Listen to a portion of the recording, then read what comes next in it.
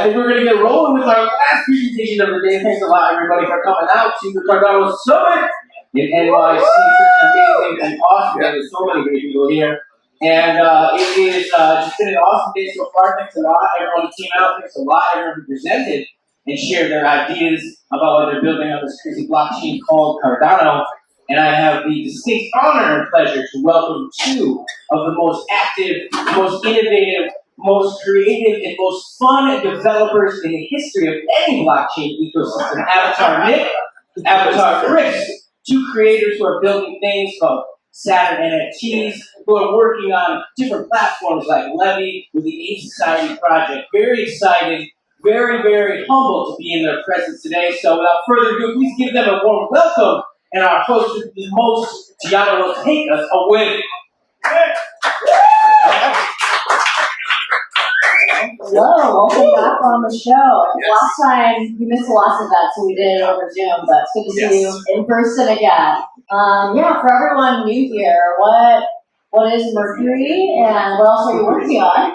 Yes, so I'm Avatar Nick, and this is my brother Chris, and basically we are Cardano developers. So originally, back last year, we created Saturn NFT, which was a minting platform, but we really wanted to focus on kind of the new SIP68 thing that was starting to come onto the scene. So we did that with Saturn. We had an upgrade system and all this crazy stuff. We built a wormhole similar to the Spaceboat's wormhole, so a lot of other projects can do it. But then, kind of around the March area, we had Icon, the smart contract language that Lucas and Casey from TXPipe created along with K-Tours.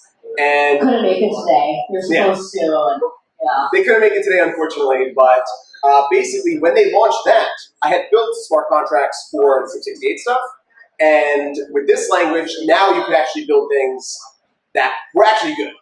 For to make a long story short, Plutus, not the greatest smart contract language. I think it's pretty poor, actually. And I think what Casey and Lucas did with Icon is absolutely incredible. In some cases, they would have performance increases of 100x, just ridiculous performance increases you wouldn't see anywhere else. So we basically took the ground running with that. We started Icon basically day one, and then we partnered with the Ape Society to build Levy, which is Levy Finance. It's a lending and borrowing platform, not only for NFTs, we did tokens now. So right now it does, there's tokens like Hunt from Dex Hunter or NFTs like Space Buds that you can lend and borrow from. But in the future, presumably, once more things are on the blockchain and once you have real commodities on the blockchain, once you have legal jurisdiction around what can be placed on the blockchain, you have actual securities there as well, and it's all legally okay and everything, then you can do lending and borrowing based on that right from your wallet. So that's kind of really what the future of Levy is, but that was all made possible with this Icon language. And since then, we have obviously Saturn as our NFT minting platform. We've actually kind of updated it now, and this will be announced, I guess, next week, but it's fine, we're announcing it here as well. We're turning it into a smart contract execution platform. So it's not just going to be for NFTs anymore. Now, if someone needs a smart contract, for example, or they want to do some sort of decentralized payment using Cardano, they can come to us to do the smart contract, and then we can build the whole infrastructure for that and everything as well. So we actually partnered with someone, I'm going to say who it is, but there's multiple real estate projects that want to do this type of thing. So there's one that everybody knows in the community that I'm not gonna share, but they want to use that, and they're going to do this whole decentralized system with it. But one of the nice things with Icon, and you can do all these things really simply, is you get the benefits of Ethereum, but you don't get all of the drawbacks. So you kind of can pick and choose. So one of the things with Ethereum is all of the assets in these contracts, they're not actually in your wallet. So there's major security risks there, or in the case of things like Circle, they can just drain your funds. That works totally KYC. In Cardano, that actually wasn't really possible because everything's in your wallet. But using smart contracts, you can have these type of virtual assets as well. So if you do need a KYC application, boom, you can now use these smart contracts to do this virtual assets. And then you can, if you don't need the KYC aspect, you can have the person actually own it in their wallet. So that gives us legal compliance into the future as well. When you can start having these regulations passed through Congress, you're going to have what can be on the blockchain, what can't be, what systems. This puts Cardano in a situation where you can get whatever Ethereum gets, but then also get the niceties of having actual ownership. So that's what we're turning Saturn NFT into. So it's going to be more of a smart contract platform. Still going to do NFT minting and all of that, the wormhole and stuff, but that's what we're turning that into. But I guess we'll talk a little bit about, in general, building on Cardano. Is that something that you would be interested in? Yeah, can you talk about building on Cardano, and I guess using languages besides Plutus? I think people are really interested. What is your understanding as a developer? Yeah, I love Charles. Charles is great. Don't use Plutus, just use Icon. It's just so good. But anyway, so I guess the first thing with building on Cardano is there's actually two aspects to it. And this kind of gets people caught off guard a little bit when they start. There's the on-chain code, which is the smart contract, and then there's the off-chain code. And this is not the case in Ethereum, so people don't really understand what this is. But the smart contracts on Cardano, they're way different. They only check if a transaction is valid. So they don't do anything in kind of an automated way. There's off-chain code that actually writes the code to build the transaction, send money here and there, and put this in this contract, and withdraw these rewards and mint this NFT. That all happens in the off-chain code. But then it gets passed to the smart contract to validate whether or not that's a legal transaction. So people don't realize this, and so when they say, oh, we need like a smart contract to do this or that, or we want to do this, they always think, oh, I just need to learn Icon and do it. But that's not actually true. You need to have the Icon and the off-chain code. And this is actually very difficult. Off-chain code is very, very challenging, coin selection, all of that. That's why with Saturn, we are doing this platform, because people need to execute it somehow. But now when you have this, you've got libraries for the off-chain code, things like Lucid, which SpaceBuds has created, the C# library, which I'm actively building, and pretty much pushing to every day at this point. There's another bug or another feature. It's like, oh, we need to add this here to make this a little more optimal. But what you're going to see over the course of the next 5 years with Cardano specifically is you're going to get it to a point where all these libraries are very optimized so that you're almost abstracting away the off-chain code. There's a SIP called SIP57, which Icon supports this. You put blueprints for the smart contract in the SIP, and eventually you're going to get to the point where you just pass this blueprint into one of these libraries, and it just builds the transaction automatically. We're not there yet, but slowly and surely we're going to get there to where the developer experience is really easy. But it's not there yet. We're still a little bit of a while away. Chris, do you want to add anything else on the developer experience? Or Trust me, Nick has it all there. Everything. Yeah, so my brother and I we basically code just 24 hours a day on some of this stuff, trying to really optimize Get all the everything. bugs out, fix all patches, etc. Because the reality is, when you do see a lot of these tools and when you see things that that uniquely are used for blockchain, I think what's going to happen, and this is me predicting the future, but I think what's going to happen is after the 2024 election, Congress is going to start being like, okay, now we're going to actually look into crypto and what we want to do with it, et cetera. And then you're going to see real regulation. People are going to be like, well, why don't I do a commodities future contract on the blockchain? And at that point, everybody's going to be looking towards Ethereum. And the problem is Ethereum has some security problems. You've got the wallet draining bug that's just recently come up. That's crazy. They'll be looking at Solana and stuff. And I don't have any real problem with those, but we want to put Cardano right in there as well, because you get that security, you get those deterministic transactions, which are really nice from a developer perspective, after you deal with all the other nonsense. So we want to make sure that when that happens, once all the legal regulation comes in to allow this inflow of markets and capital, that everything's ready, that all the libraries are good, everything works, that Icon's at a peak, that C# library, all that stuff. So we want to prepare for the next 2 years once you start having real applications. People always say, what's the purpose? Oh, I'm sorry. There's people online for you. Gotcha.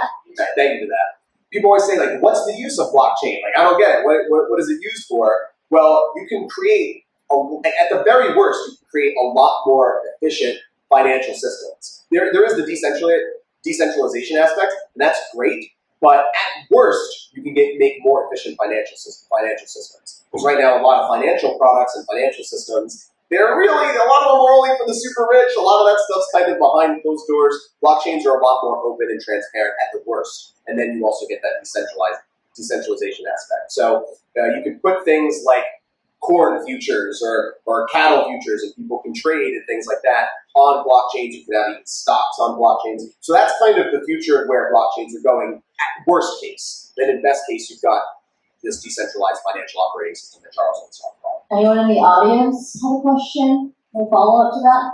He's walking toward me. I apologize for talking a lot, getting into details, but yeah, a lot of stuff to say. Hello, Clark. How's it going, son? Question. So, you guys found the match with your logs, right? Yes. Is there anything to look forward to with logs, or is that just an experiment? The logs. Coming up. So originally, I don't know if anybody even really knows about this, but originally in December of 2021, I launched the original ADA blogs. And this was my foray into just seeing what blockchain was all about. I took a silly little blog character I made for some YouTube videos, made him an NFT, and made a smart contract for an auction site. This really was just kind of a test. It's just kind of, I'm going to see what happens and everything. Complete disaster. When people tried to bid at the same time, I didn't understand. With Cardano, you've got this UTXO contention. Didn't understand it. Nothing worked. People were always complaining it was broken. So that was the first foray into Cardano.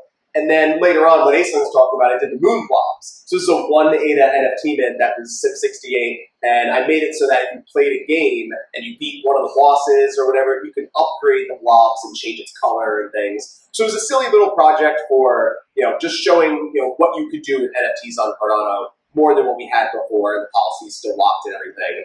But for the blog, they were really just a tech demo, so I don't want to give any expectations or anything. But I do, the blobs do exist, so I can always do something with them in the future. They really were just meant to be a tech demo. We released the game with it as well, so I think we definitely delivered what we wanted to with that.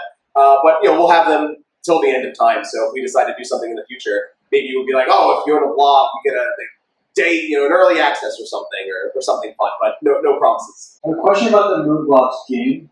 Yes. It takes a lot of GPU power, so Does it make really? a light version? Does it really? I didn't know that. I've got a MacBook Pro, and it's So it's not on great. it's on the web. Well, it's on Saturn on the web, but I didn't realize it took that much GPU power. Actually, that's very interesting. I don't have a light mode, unfortunately, so you might need to get a PC to run that. What's up? You might want to consider that. It's very, very difficult. Yeah, that game It's took priorities, Nick. Come on. priorities. Prioritize. We'll put the future financial system on hold so I can finish the MoonBLOP 2. I'll make MoonBLOP 2. That'll be, yeah, we can just dump the first one, make the second one, and yeah. Thank you so much, first of all, for putting to use CIP68. Yes, of course. And I think it's a, when CIP68 was born, and actually Nebula was born, I was so excited because I am all for decentralization, and I'm about bringing power to people and not having to depend on third parties. It's like one of the big things that we sell with crypto. It's like, get rid of the middleman, get rid of the trusting issue, and let's do peer-to-peer, real, global transaction stuff that we can get done and not have to worry about, right? You still have to worry about the code, though. That's the part that people leave out. Of course, code is law and whatnot. And nothing's perfect, and you have to work towards it, right? But my question to you is, I was so excited thinking, Nebula is going to bring us all this different marketplaces where individual creators are going to be able to take the power back and not depend on marketplaces to sell their goods. Right now, we talk about goods and it's NFTs, but in reality, this is just testing grounds. We want this to translate into real goods, right? And it's going to, sure. And it's going to, and it's up to us how long it takes us, and it's up to us. This is a race. This is a race against big power. And one of the biggest worries about Cardano, and I love Cardano, everybody that knows me knows how much I love Cardano, is that we have become very service-oriented. we have put servicing in front of, development and pioneering and pushing things out there to get there before somebody else puts a block. I was alive and very well aware. My brother was very involved in the .com era, and that happened to them. And there's a reason why a lot of 40, 50-year-olds are extremely, extremely cynical about crypto, is because they thought they had it when the internet came out. Yeah. They thought that was going to happen then, and it didn't. You have Silicon Valley taking over, and it was what we have today, Yes. which is not pretty.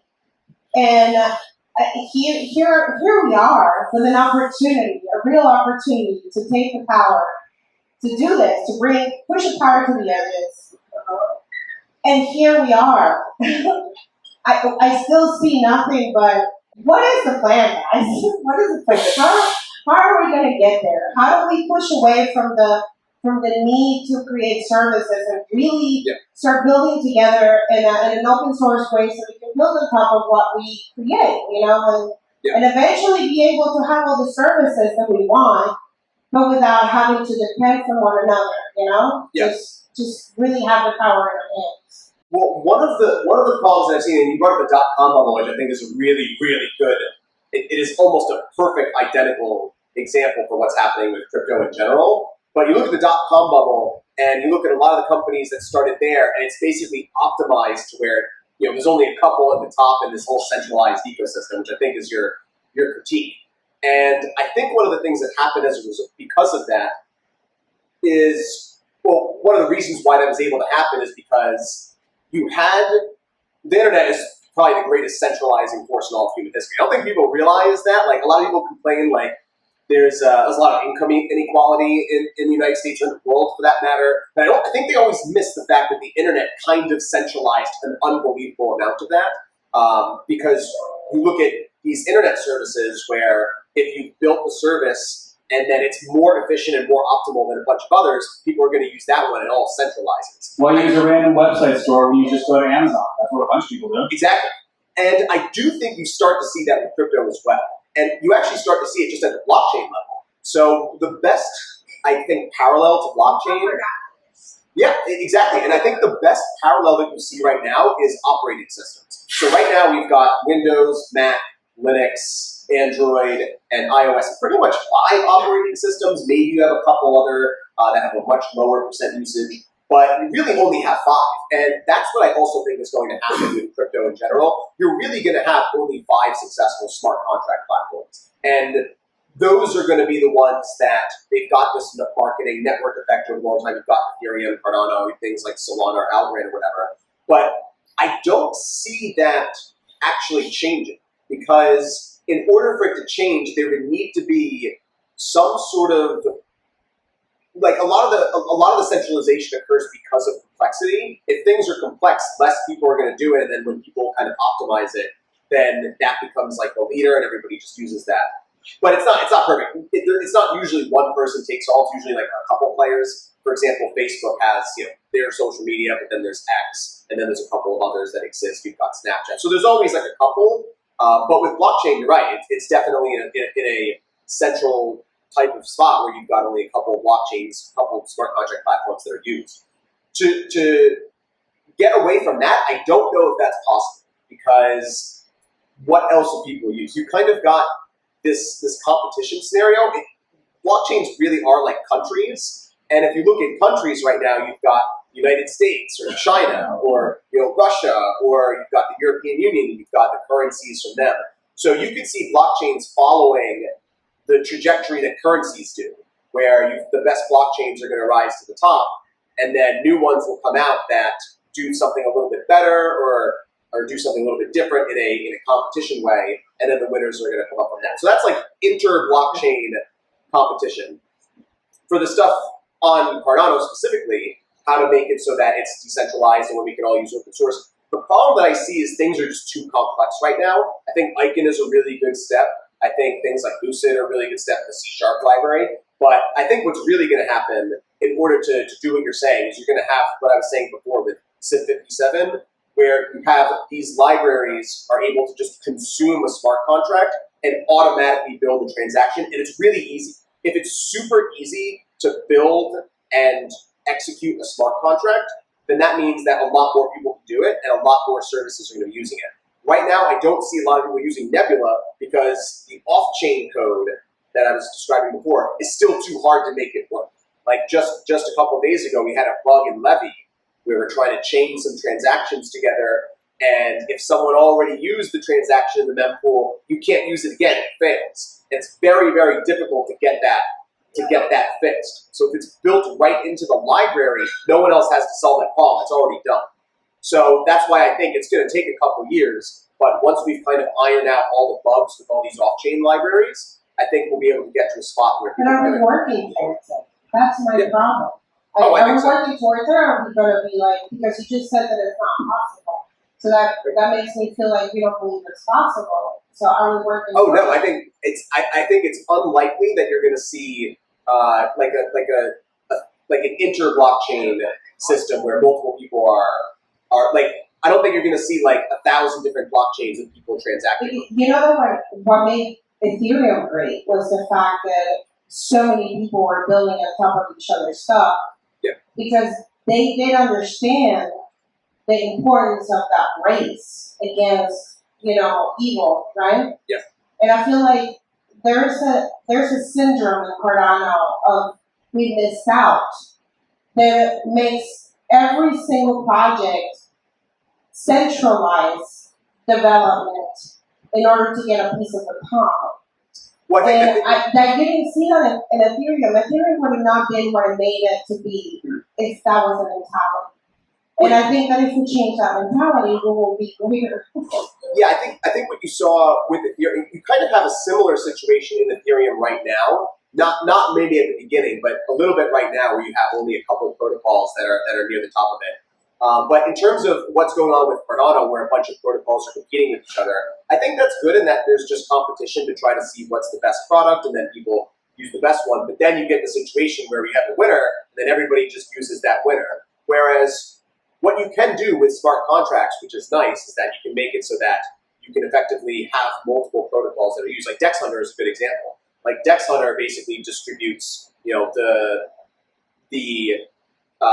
the trade between multiple dexes. So it's not necessarily like there's going to be one winner take all. If you use Dex Hunter, you kind of get the best result, and that'll happen with Levy as well. There'll be a lending aggregator that'll aggregate Levy, they'll aggregate Fluid, and they'll do a couple of other ones as well. So I do think there's these aggregators that will be able to distribute these smart contracts, and then there'll be open source contracts people can hook into, and they all work. But that definitely takes time because the smart contracts are very complicated, the off-chain code is very complicated. But again, as the libraries improve and as the smart contracts get open sourced and everything kind of improves, then I think you'll see the whole system improve. But it is true right now. You do have a lot of cutthroat businesses that are trying to get a piece of the pie, and just from experience, like we launched a lot of stuff, and JPEG copied it right away, almost verbatim. So it definitely is really hard when you work for something like 6 months and then someone copies it, puts a security vulnerability in there, then it's like, oh boy, what happened? Facebook. There you go. Just So, gonna say that. Yeah. I think I probably wanted to say something. Well, I was just going to say, I mean, the chain Cardano is still very young in terms of development. I mean, look at IBM. That kind of just basically came out now. And it basically will allow thousands of people to potentially write smart contracts. Like, who the hell knows Haskell or Plutus or whatnot? It was almost impossible to create a smart contract on the chain beforehand unless you had years of experience in a language that very few people understand. That was a huge barrier to more people jumping in on it. I know with Ethereum, with building smart contracts is a lot easier, and that's probably why more people were able to just jump right in and build things on it. With ICANN, I mean, I think a lot more people will be able to finally get in the game and not bump into a wall of, oh, this is incredibly, incredibly difficult and will take years to build even a simple application. With ICANN, I can't even elaborate how much more simple it is compared to doing Haskell and Plutus. And I think as more of these, like my brother said, libraries are developed, like Lucid and Cardano Sharp, that make doing the off-chain code a lot more easier and streamlined to where a person who's just new can just get on the computer and start building these transactions, building this stuff, as opposed to the nightmare it used to be, I think a lot more people will start considering Cardano to be a very real option for them to start building things on. And then as a lot more people come in, as a lot more products are offered, as there's a lot more healthy competition, I think there will be a pretty healthy ecosystem. Thank you so much for your answers, and shout out to Lucas. He was supposed to be. Lucas and Casey are great. Thank you, guys. They'll get more Twitter spaces. Next question from Moods here. Hey, thanks a lot, guys. You covered kind of what I was going to ask about, because there's a lot of long-standing stigmas about Cardano being this opaque system to get into with the restrictions and hassle. And it's really a multilingual system now, right? And so it's a time period where I feel like we need a better pitch deck, a better onboarding experience, a better, ICANN is the new smart, is the official smart contract platform. Just forget about Blues and Apple. ICANN's the official. Sorry, Jar. So it's great. And so I feel like there needs to be a touch base moment, like for people to know what ICANN is, right? And maybe never heard of it, kind of thing, right? And that could be part of our pitch deck to invite the world of developers. Yeah, ICANN's still relatively new. Once more people are building dApps, once more word gets out that, hey, oh yeah, we built this ICANN, it was super easy, I think that word will get out as people begin to take this seriously, and we dispel the now myth of, oh, you need 10 years of Haskell experience so you can build a smart contract. I think people will start to understand as it gets, as word spreads. Well, you guys have done a lot of great jobs with content creation. I know specifically, Nick, you've done a lot of videos where you're kind of talking through your brother's working in the background, like watching the clothes or making the smart contract and stuff. But I think if you could get one of those to just show people the ease or how fluid or simple it might be these days, it would be really effective to invite a lot of people. Yeah, there's a couple people wanted us to make an ICANN course. And I think we're going to do that. So. I remember you meant, so it's going to be paid, whatever. Well, I asked on Twitter, so when someone suggested do like a free version and then do a paid version for more advanced stuff, I was like, that seems like a good idea. Here's a TikTok video first. But my question for you is building off of my initial question for Frederick from the Cardano Foundation that kicked us off today. Been to 3 different summit events. This is the first time that we've seen NFT ticketing going in for event infrastructure. And it has its woes, it has its challenges and everything. Nothing's perfect, right? So first step, this is not here to assess what has been done. My question for you is, if you had done it, I still have my NFT. If you had done it, how would you have structured it, and how would you make it so awesome and fun? Properly. So for what does that mean? You can't just throw shade? Details. No, for NFT like ticketing, I would do something where it's like you get your SIP68 NFT, and then you do things throughout the event where you scan a QR code or you have some sort of thing, and you can upgrade the NFT to say, I did this at the event or whatever. So not every ticket is the same. If you just got the ticket, but you actually went to the event, and then you went to Charles's speech, you went to Lucas's speech, you went to whatever booth and listened to this, you scan the code, maybe there's a scavenger hunt, whatever, and you actually upgrade the NFT, and then you lock that after the event or after you lock it after some time. So now everyone has the NFT, they've got their policy ID and their asset name and everything. But now every one of them is a little bit different depending on the events that you went to, and you get the rarity based on that. Then 10 years in the future, like I was at the 2023 or 2024 Summit, and I've got this NFT, but I was the #1 of the participants or something. So that's kind of adding a little bit fun to it. But I think NFTs as ticketing is a good idea. I don't think it's the most revolutionary thing in the world. It does work, and I think it's definitely something that will be used in the future. Yeah, that's awesome, man. That was just my hopes when I had mentioned Frederick, and I send the same sentiments to you, as things evolve. I hope to see it more integrated, more innovative, with creative and fun ideas like those. So can't wait to see you guys keep cooking. Thanks for joining us here at NYC. I just had a quick question. Do you guys have any thoughts about Marlo? Like, I know I've never really seen much of it there. Yeah, I've seen Marlo in action a little bit, and I know I know they're working on some Marlo integrations. My only critique of Marlo is the off-chain code part. I think this will be a repeated critique that I'll have here, because you can create this smart contract, Marlo, that's great, but then how do you execute the contract? How do you actually run it? And so that is testing it, they'll have something for it, but if you can't run the contract on off-chain code, then the developer's not going to know how to do it. So I think that's the next limiting factor for Cardano development, because smart contracts are now easy to create, relatively easy. So now is going to be, how do we actually take that contract and execute it in a way that is really simple for developers. And I think once that is easy and it's only a couple lines of code to do everything, then you're going to see Cardano development explode again. It's already exploded with Icon, and it's going to do even more once we get better off-chain libraries. And I think we have about a year to do that. I think after a year, next election cycle. Oh, I'm sorry. After a year, next election cycle, Congress is going to look into regulating crypto in ways, and then we have the tools that will then be able to take that regulation and provide a financial operating system. So I think that's where everything's going to go. But I do think the focus should be on off-chain code right now, like the C# library, like Lucid, like Cardano is another one for Python lovers. The Rust library is another one. If those are made super slick and easy to use, where 2 lines of code execute the smart contract, then I think you'll see Cardano really start to explode development. Well, I just want to know about Saturn. What's next? Saturn. So Saturn originally started as an NFT minting platform, but we're also doing smart contract execution as well. So we think that this will help bridge the gap on, right now it's really hard to write off-chain code, and we've spent like a year and a half, 2 years writing just like super optimized transaction builders. So we think that if someone needs a smart contract, they need to execute it, they can use the Saturn infrastructure to execute it. And then while that's happening, maybe a year, 2 years, that gives us time to get the open source libraries up to par to where you won't even need Saturn. After that, you could just use the libraries. But right now, it's still kind of tricky. So that's kind of what's next to Saturn. And then, whatever comes next in the future.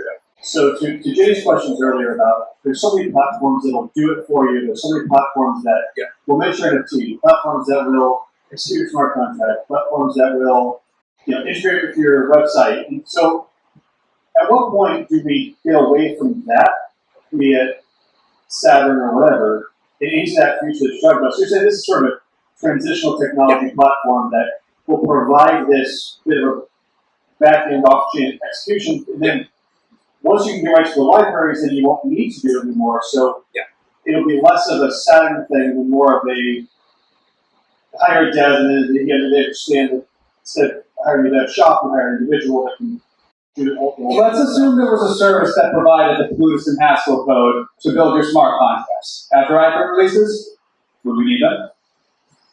Wait, Icon is a story that kind of just competed with them. But this is kind of going to where Jenny was saying. So basically, like, how do we get off of these independent platforms, maybe like Blackrock or something? And the answer is the core infrastructure has to be super simple, because if everybody can do it, then you can get off a lot of platforms that do it for you. So an example is, let's say you're building a Cardano transaction and you get this mempool error that you've never seen before. That's a really hard developer experience. But we've already hit that a million times. So every time we hit it, I make a change to the open source library that fixes it. So with C#, for example, I run the Cardano Sharp library. I didn't start the library. Someone else started it, and I kind of taken it over since. But every single time we make a change, there's an error, let's say, in Levy or something, we'll look into the open source library and make a change to where that doesn't happen anymore. And so we just build on these little errors and these little fixes over time. One of the things I think we need is that there needs to be some way for dApps and libraries or wallets to, I think this is going to be a SIP 30, to show what's in their mempool. And the reason why is because you can chain transactions in the mempool together. But if you don't know about that, you can't do it. So if someone goes on MinSwap, then goes on Levy, they'll get an error. And that is going to require some extra infrastructure. So this is what I was talking about before. Like, the open source tools are going to get there, but they're not good enough yet. But very slowly and surely they will. But I also think the blockchain world is going to also follow what AI is doing right now, very interestingly. Right now you have OpenAI that has basically the gold standard of AI model in GPT-4. But what you see now is Facebook's open source Llama model is pretty good. Like, it's actually maybe 70% of the quality of GPT-4. You're going to see open source libraries in crypto and AI begin to really compete with these platforms, so you get this more open future that people are talking about. But it does have to be easy, because the more complex it is, the more you need the platforms. But if any developer can write 2 lines of code and everything just works, then all of a sudden you don't need these huge, gargantuan, centralized platforms anymore. But we are going to have Saturn as kind of that leeway, that bridge to that. But in the end, the open source libraries are going to be the key to that. That's why I want Alessandro working on Lucid some more. Alright, then imagine that we get to that future, then Saturn's irrelevant. So how do you provide additional value to your users so that you can continue to put food in the one place? Yeah, there's a couple ways to do it. I mean, by that time, you're talking a couple of years from now and everything, there's going to be some other thing that we can help build out or increase, or even just do open source development to provide more value to people and get this decentralized system. But also, of course, we could always write small projects and help. There's always going to be people that need help with something, and so that's kind of where I think Saturn will fit in. But I think the majority of users will be able to use these libraries once they become better. I think I'm completely committed on making the C# library into something that everybody can use. But we'll see. Not a lot of people like C# compared to JavaScript. I don't like JavaScript very much, so whoever's doing JavaScript are on their own. But you know, I think I think we'll get there to where we'll be able to find some other business avenue once these libraries are good enough. You have an addiction to water bottles and energy drinks. Some pictures, and they're not for. So It's just water bottles, not energy drinks. What was that? I didn't okay, hear. I don't know if you got into the snack or something, but the water bottles is Yes, the water bottle picture. everybody we could just send this man like a water dispenser. We bought one actually. Yeah, we did buy one. Yeah, there was a Twitter picture. One of them where I hadn't cleaned my room in 2 months because I was coding Levy 24/7. That was a good one. A lot of people like that. And then a second one where my chair broke, but under the table was like 1,000 water bottles that Like I just seriously, threw. like Yeah. Hey, that's what happens when you're coding 24/7 for like 3 days, You guys weeks. say hi. You'll code for like 2 weeks straight, not clean your room, not clean the garage. You need to get this done. There's bugs everywhere. Gotta fix things. Make sure nothing bad happens, and then you can finally clean your room. 2, 3, 4 weeks later. Exactly. I do have a question. I know we have I remember back in the day we used to talk about bubble fees. That became something we don't even talk about anymore, right? But USDM is coming up. I think that told us that maybe December. I'm not sure, but definitely December. That's what I heard. Are you going to integrate USDM into your platform? Yes. Yes? You have plans for it? Yes. So basically, Cardano is in desperate need of a very good stablecoin, one that actually has all the proper legal entities and has the actual competency to pull it off. I'll criticize a little bit here and say, we have Jed. I don't really like Jed all that much, personally. I think algorithmic stablecoins are a little scarred from Luna a little bit. I know that it's better than what Luna was, but at the same time, I think one of the things is that there is a problem of getting real world assets to mirror the blockchain and vice versa. It's really difficult to do that, if not impossible. So I think actually for a stablecoin, it does make sense to have a centralized entity that is issuing the stablecoin in a proper legal way, and that they're verifying it and things like that. So I do think that actually does work as a thing. So I like USD-backed stablecoins instead of algorithmically backed. That's why I'm excited about USDM, because I think you guys are. That's what I'm saying. Are you planning on integrating it fast? Oh, like day one, because I think that it's basically the only stablecoin that I'm confident That's exciting. That's what I want to see. Okay, cool. I have a question for you. I didn't see anybody integrating Jet, so that's Yeah, because it's different. It's very different. Yeah. I have a question for you now. Oh, So you're very into the whole, decentralizing, not having to rely on platforms, etc., crypto, decentralized for what it is. What's your opinion on the whole thing going on with Blackrock making a Bitcoin ETF? And do you think that's in a bad direction or a good direction in that it will get other people to adopt? Wow, that's like one of those double-edged swords. It really is. That's why I asked. Yes. On one hand, it's going to bring more people to be comfortable with crypto and, getting their feet in the water. On the other hand, you want BlackRock having the majority of the shit saying what happens to crypto. So I want your opinion. I'll tell you what I think about this. I think that it's going to be great for legitimizing the whole scene. But it's going to be bad in terms that I don't think the industry took the race as seriously as we should have taken it, which goes back to my first question. I think that means we really got to put some fire up in there and understand the importance of open source. Yep. The importance of building on top of each other's, developments, and push aside a little bit of the servicing and understand that we're here so early, that if we're not trying to make money now and we're just trying to beat this, we're all going to be okay. But if we don't get that message now, it's going to be .com all over again. Yeah, I do have a slight criticism of open source in general, in that I actually think when things are open source, you can actually hide a lot of stuff in open source that people don't find. Because even if something is open source, things are obscured by the complexity. And I think that's kind of another thing that's going to be really interesting moving into the future, because you can have all this stuff open source, but because it's so complex, only a few people can even work on it. You look at the Linux operating system, for example, and only a few people basically commit to it because very few people know how to work with it in a way that won't destroy the operating system. So there is some danger in open sourcing things that obscure a lot of vulnerabilities in its complexity. So there is kind of a danger to that. Cardano's open source for a reason, right? What's up? Cardano. Yeah, well, that's a good example. So Cardano was open source, but very few people would be able to go in there. That is the reason why. Because we are supposed to be trying to build a system that makes it to everyone. Yeah.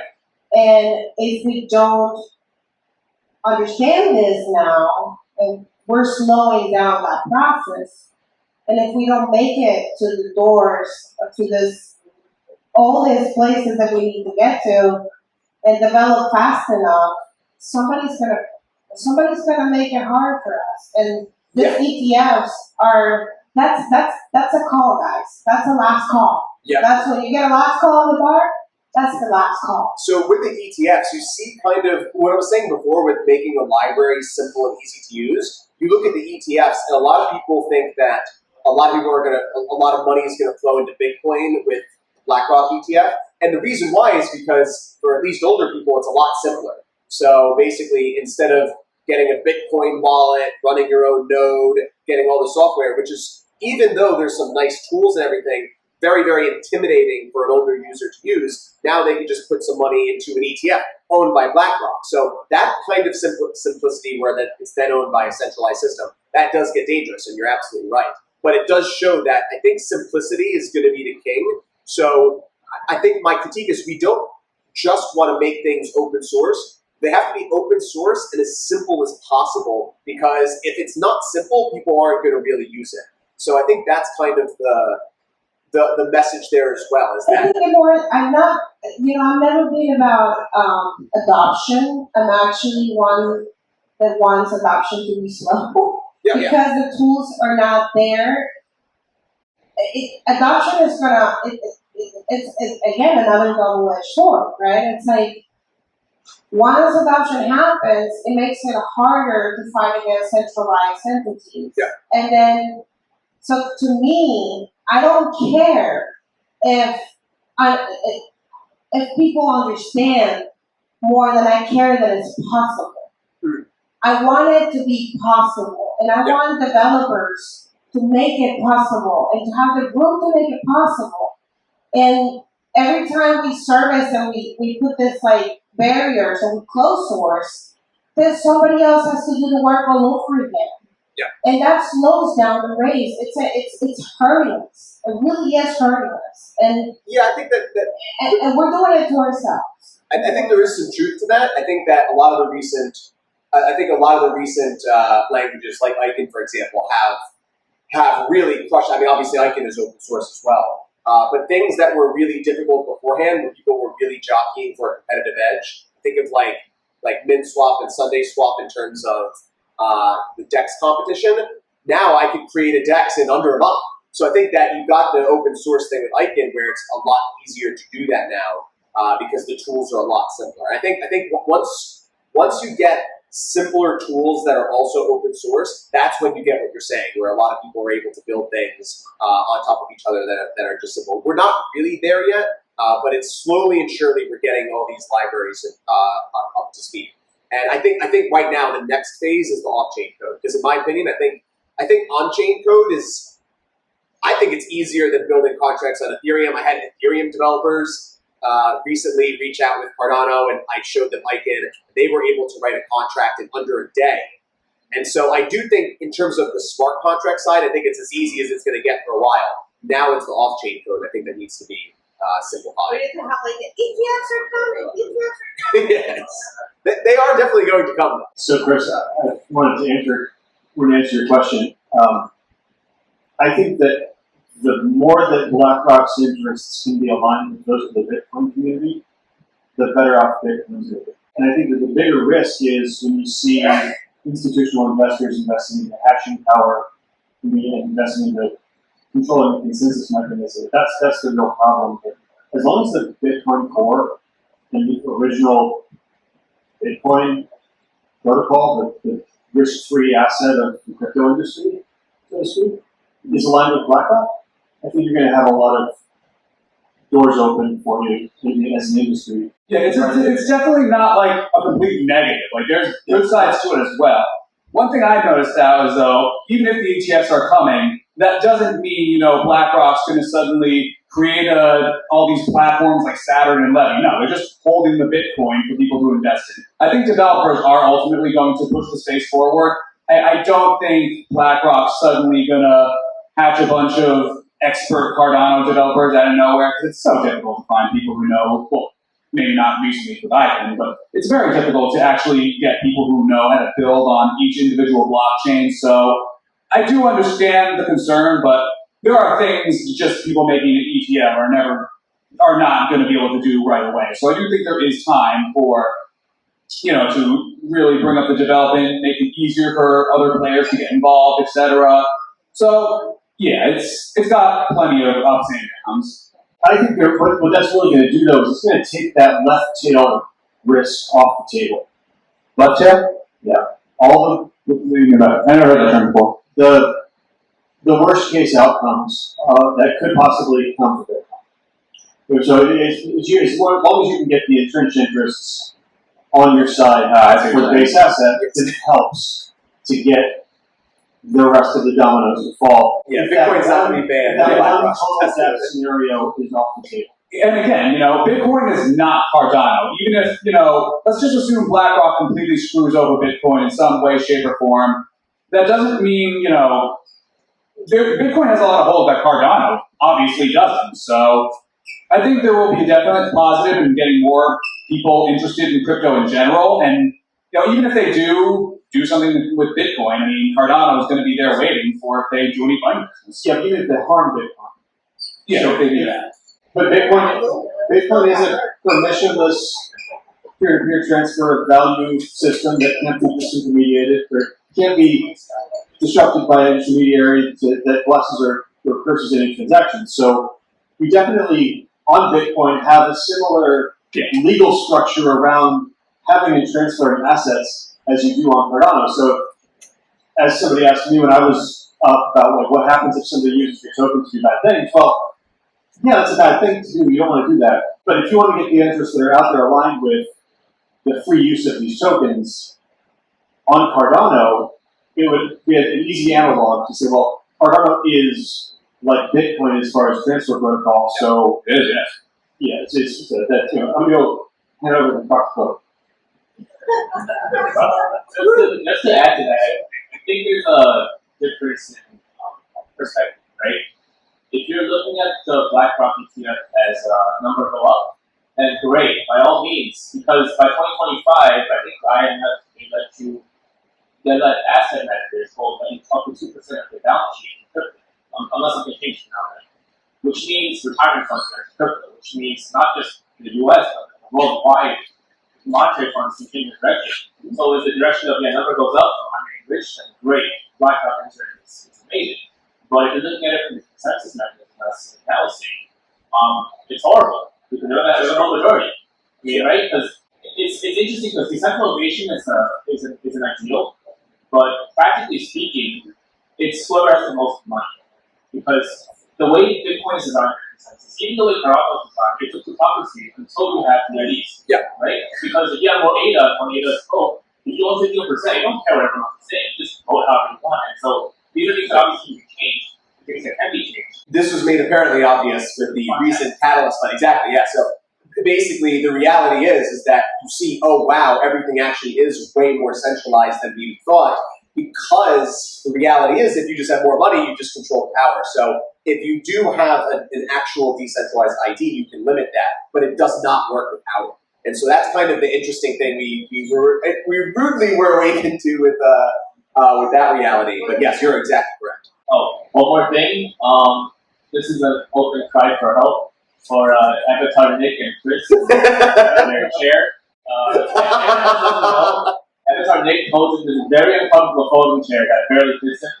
And one actually broke, but another one breaks and I lose him, so we need to keep him here before we lose him. So, yeah, it's a lawn chair, the folding lawn chair. Oh, it's like a crappy poker chair. Like it's not even a lawn chair.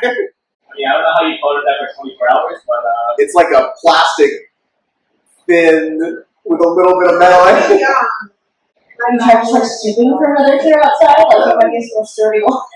The chair works. You're not coding it, so you know. We'll make a catalyst fund for it next. Yeah, we'll put it up for Catalyst funding.